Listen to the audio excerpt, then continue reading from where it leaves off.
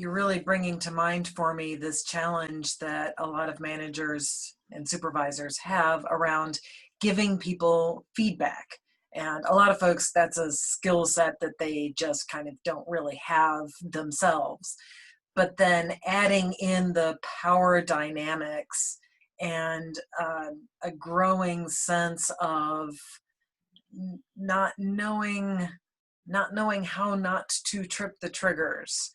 So I think that men giving feedback to women, white folks giving feedback to people of color, there can be a real fear that if I give this feedback, it's going to be perceived as having something to do with this this visible difference, and I'm not going to be heard. So a situation that's already kind of an anxiety producing situation, it ratchets up the anxiety. So I'm wondering if you have any advice for someone who is a manager or a supervisor that feels like they need to give some feedback, but they're afraid of doing the wrong thing. What would you want them to be thinking about? I think that's a great question. So I think what I would want that person to think about is, number one, to start unpacking where does that fear come from?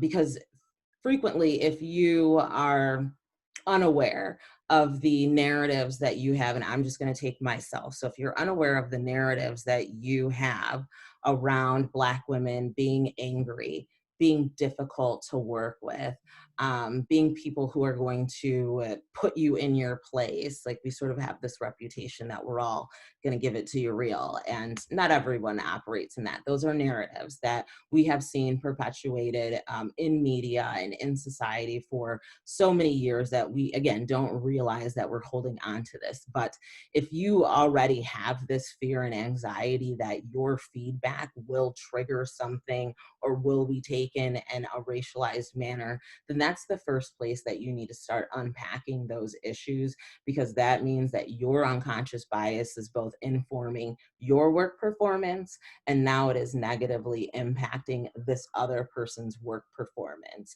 And there's nothing I can do for you to figure out your unconscious bias. There's nothing I can do, right? That's the HR manager's job as the manager or the decision maker or the supervisor. So I think that's step one. I think step two is then, making the leap to have the conversation with the person that maybe, I haven't really, managed someone of color before, or this is kind of a new experience in terms of giving feedback. I'm going to do the best that I can. And if there's places and spaces where I say something that feels like it's, out of pocket, let's have a conversation about that so we can clear that air right away. Because frequently what also happens in those experiences is that because of that power dynamic, the employee doesn't feel like they have space to give any feedback or respond to that feedback. You're basically told, like, this is what it is. This is what you're doing. Do you agree? Sign here and you're on your way. And so, that's not a feedback loop. And so again, if we're thinking about performance reviews and, intermittent just check-ins to help people sort of course correct and know where they're doing, really having the desire to support this person in their career. If you start there versus starting with, how am I going to feel about giving this person feedback? I think you've done a good job of trying to redirect what the goal and the purpose of the feedback is. It's not for the manager, it's for the employee. And then if you've re-examined sort of what some of your unconscious biases are as to what is giving me anxiety about this moment, that I may not be experiencing the same anxiety when I give feedback to someone who perhaps looks more like me, then you can then perhaps come from a space and have the conversation with both your employee and with, say, your higher ups to be like, hey, this is sort of going on and I'm recognizing this, and this is something that I need to make sure I work on so that I can continue to support my team in a way that's going to be inclusive and equitable across. Oh, that's beautiful. There's three main things that I love about what you shared there. The first is that I've got stuff going on inside my own head that I need to work through. And I can recognize that that's happening because of the anxiety that's coming up. And so as soon as I recognize that anxiety, I need to find a colleague or an HR business partner, somebody that I can, or a coach, somebody that I can talk that through with so they can help me to unpack that. The second piece is behaviorally, I may have habits that I can't even see are happening. So I need to ask for feedback.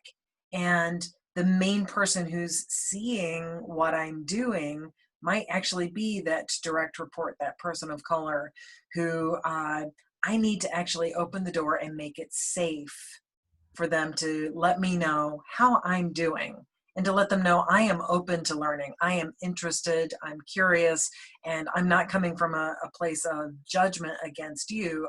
I'm coming from a place of really strong interest in doing this more effectively. And then the third thing that you said that really hit me is the the desire to benefit somebody else is the reason for giving feedback. It's not about I'm irritated and I need to offload my anxiety onto somebody else. So if the anxiety is happening, it's not because the other person is doing something wrong, it's because something is happening inside. That's when I need to talk to somebody else. And after I've worked that out and I've gotten feedback about my behavior, then I can just give you the feedback that you need in order for you to improve your performance and do better. And that is what benefits both of us and benefits our organization. Absolutely, absolutely. I think that those are three ways that if people are really sort of struggling with like, how do I manage a person of color? Because I know that that's a question that people have, or how do I manage a woman if I've never done that before? And so, really when we say like check your biases at the door, I think that's one strategy where people can check their biases at the door. And then just like you said, recenter yourself as to what is your purpose in giving the feedback. Because if you've got all this anxiety and anger, or hurt or upset or whatever the emotions are, all that's going to come through in your words, all that's going to come through in your demeanor, and just from a basic communication standpoint, you can't bottle that up and like decompartmentalize it from that moment. And so, that then becomes also the things that your direct report or the person that you're providing feedback to gets. And those can be the things that are just as damaging to a professional relationship between colleagues as well as with the organization, as the feedback itself.